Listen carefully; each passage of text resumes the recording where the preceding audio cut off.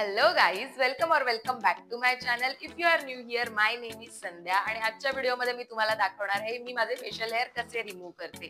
जर तुम्ही पहिल्यांदा फेशियल हेअर रिमूव्ह करणार असाल तर प्लीज हा व्हिडिओ शेवटपर्यंत बघा, कारण मी यामध्ये खूप साऱ्या टिप्स तुम्हाला देणार आहे.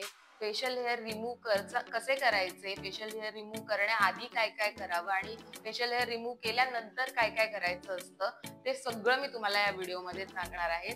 तर मी माझे फेशियल हेअर रेझरने रिमूव्ह करते आणि मी गेली 4 वर्ष झाले हीच पद्धत यूज करते आहे. मी कधीही वॅक्सिंग किंवा थ्रेडिंग केलेलं नाहीये फेसवरती, कारण मला ते खूप हॉरिबल वाटतं. वॅक्सिंगने तर स्किन लूज होते आणि स्किन बर्न होण्याचे चान्सेस पण असतात आणि थ्रेडिंग तर मला सहनच होत नाही खरं बोलू तर. कारण आयब्रोज मी जेव्हा पार्लरमध्ये वगैरे जाऊन करायचे तेव्हाच मला रडू यायचं. तर अप्पर लिप्स वगैरेच्या बाबतीत तर मी इमॅजिन पण करू नाही शकत. सो मी कधीच वॅक्सिंग किंवा थ्रेडिंगने फेशियल हेअर रिमूव्ह नाही केलेत नेहमी. तर फेशियल हेअर रिमूव्ह करण्याच्या 3-4 पद्धती आहेत. कोणी वॅक्सिंग करतं, कोणी शेविंग करतं, कोणी थ्रेडने रिमूव्ह करतात, लाईक अप्पर लिप्स, आयब्रोज वगैरे, फोरहेड थ्रेडने सुद्धा करतात. तर मी यूज करते रेझर्स आणि मी यूज करणार आहे मिनीसोचं रेझर. सो तुम्ही कुठलाही रेझर यूज करू शकता. म्हणजे फेशियल रेझर्स आजकाल मार्केटमध्ये इझिली अवेलेबल आहेत, पण मला हे बेस्ट वाटतं. सो मी हेच यूज करते. याच्यामध्ये आय गेस 4 रेझर्स येतात. माझ्याकडे हे लास्ट राहिले ते मी आज यूज करणार आहे. फेशियल हेअर रिमूव्ह करणार असाल तुम्ही रेझरने तर मी सजेस्ट करेल सगळ्यात आधी तुम्ही फेस वॉश करा आणि त्यानंतर स्क्रब करून घ्या. जर तुम्ही स्क्रब करत असाल, सवय असेल तर स्क्रब करून घ्या आणि त्यानंतर रेझरने हेअर रिमूव्ह करायला स्टार्ट करा. सो मी फेस वॉश केलेला आहे आणि स्क्रब सुद्धा केलेलं आहे. मी जेव्हा पण हे रेझर यूज करते फेसवरती तर मी ट्राय करते की मी इव्हनिंग मध्येच हे सगळं करू, हेअर रिमूव्हल. कारण की स्किनला हील होण्यासाठी पण थोडा वेळ मिळतो. आपण झोपतो, रेस्ट करतो, मग स्किन छान अशी हील होते. सो ट्राय करा की तुमचं किचन मधलं गॅस वगैरे समोरचं सगळं काम झालेलं असेल आणि झोपण्याआधी वगैरे तुम्ही हे करा, म्हणजे तुमचं स्किन केअर पण होईल आणि तुमचे हेअर पण रिमूव्ह करून होतील. फर्स्ट मी माझे केस सिक्युअर करून घेते, नाही तर ते पण उडून जातील चुकून. तर दुसरी गोष्ट, माझ्या फेसवरती आता बिलकुल मेकअप नाहीये. फेस वॉश, स्क्रब वगैरे सगळं करून झालेलं आहे आणि मी माझे आयब्रोज फील केलेत. म्हणजे जेव्हा तुम्ही फोरहेड वरून हेअर रिमूव्ह करा, सॉरी अरे कहना क्या चाहते हो? फेस हेअर रिमूव्ह कराल तर तुमची आयब्रो नाही उडणार. आयब्रोज खूप महत्वाच्या असतात. दुसरी गोष्ट, ड्राय फेस वरती नाही करायचंय आपल्याला हे. तुम्ही फेशियल ऑइल यूज करू शकता, तुम्ही ॲलोवेरा जेल यूज करू शकता किंवा तुमचं कुठलंही रेग्युलर मॉइश्चरायझर असेल ते यूज करू शकता. मी आज ॲलोवेरा जेल यूज करणार आहे. ते मी इथल्या लोकल मेडिकल मधून विकत घेतलेलं आहे. असं स्पेसिफिक कुठला ब्रँड नाहीये जो मी यूज करते. सो मी हे आधी लावून घेते.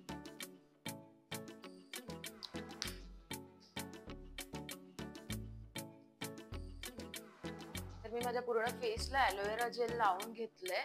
आता रेझर कसं यूज करायचं फेसवर ते मी तुम्हाला दाखवते. सो रेझर कधी पण पकडताना 45 डिग्री अँगल मध्ये पकडायचं असतं. असं स्ट्रेट नाही पकडायचा, नाही तर स्किन कट होण्याचे चान्सेस जास्त असतात. आणि पहिली गोष्ट तर स्किन अशी टाईटली पुल करायची, अशी थोडीशी पुल करायची, स्किन टाईट करून घ्यायची, म्हणजे रेझर आपल्याला इझिली फिरवता येतो. आणि दुसरी गोष्ट, जेव्हा आपण रेझर फिरवतो तेव्हा एकाच जागी 3 पेक्षा जास्त वेळा तुम्ही फिरवू नका. स्मॉल स्ट्रोक घ्या आणि पोर्शन कव्हर करा फेसचा, पण एकाच ठिकाणी जास्त वेळा फिरवू नका, 3 पेक्षा जास्त. सो अशी स्किन पुल करायची आहे आणि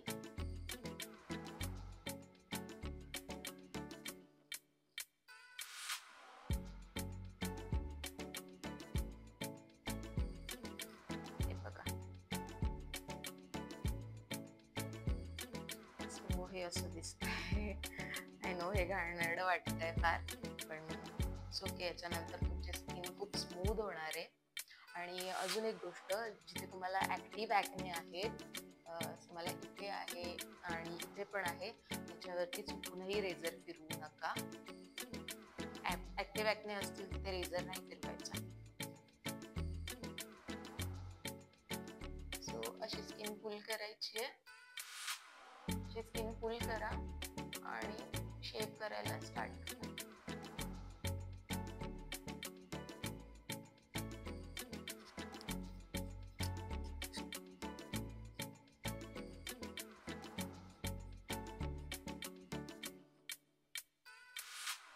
मध्ये मध्ये रेझर क्लीन करत राहायचा, म्हणजे जे एक्स्ट्रा केस लागलेले असतील ते निघून जातील.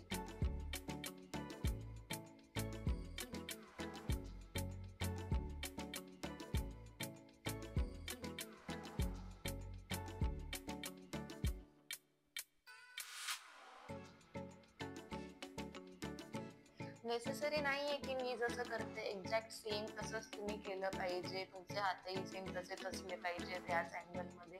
तुम्ही जसं कम्फर्टेबल असाल तसं तुम्ही ट्राय करून बघा.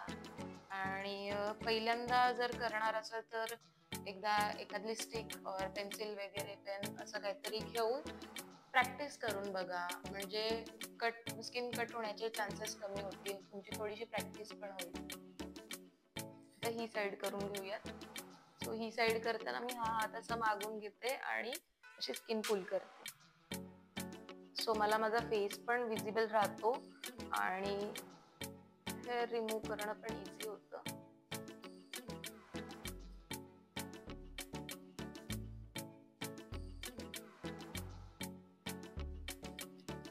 इकडे सांभाळून करा, नाहीतर इथली पण केस ओढवून टाकाल.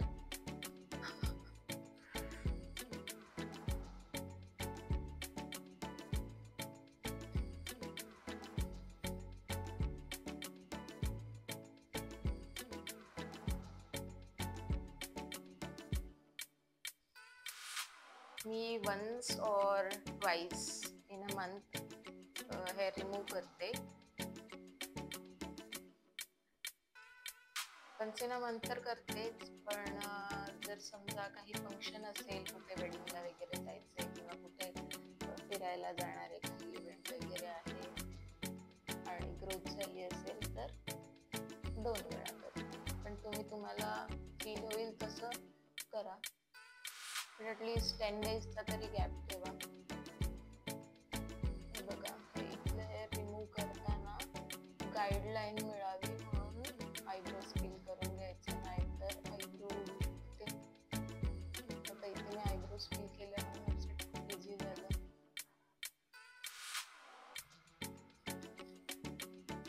त्या आयब्रोजच्या मध्ये पण क्लीन करून घ्यायचं. मी नोज वरती नाही यूज करत रेझर, कारण मला नोजच्या साईडला कुठे हेअर नाहीये. आणि मी आयब्रोज पण याने नाही करत, मी प्रकरणे आयब्रोज करते, कारण माझी हिंमत नाही तेवढी. ही स्किन खूप नाजूक असते,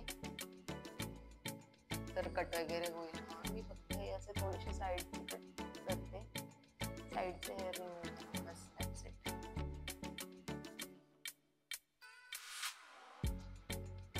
Two hours later. सो माझं हेअर रिमूव्ह करून झालेलं आहे आणि आता मी फेस वॉश करेल पुन्हा आणि मॉइश्चरायझर लावेल. पण त्याआधी मी तुम्हाला काही टिप्स देते की हेअर रिमूव्ह केल्यानंतर काय काय करू नये.